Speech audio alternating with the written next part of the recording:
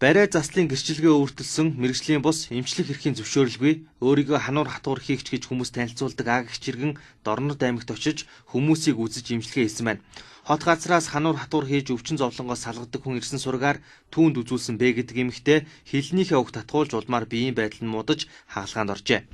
Дорнод аймагт бас энэ хануур хийж гэн гэсэн зар тавиад бас энэ зөвшөөрлгүй иргэн үйл ажиллагаа явуулж байсан зөрчлийг мэрэгжлийн албан байгууллага илрүүлэн холбогдох хяналтчилгалт хийж арга хэмжээ авч ажилласан байгаа. Тус иргэн нь бол ямар нэгэн эрүүл мэндийн чиглэлээр сургууль соёл төгсөөгүй зүгээр энэ хануур зочид буудалд хийж байгаад бол манай мэрэгжлийн албан шалгалтаар илрүүлээд энэ үйл ажиллагааг зогсоосон байгаа. За Б гэх иргэнд нэг хил хатгсан уг хүн нь бол маргааш хилэн авдаж ярьж чадахгүй болоод эмнэлгийн тусламж үйлчилгээ авсан. Эмчлэх эрхгүй хууль бусаар хануур хатуур хийдэг аг их жиргэн Дорнод аймагт 2 хоногтой 300 мянган төгрөг үзлэг хийх нэрээр олсон байна.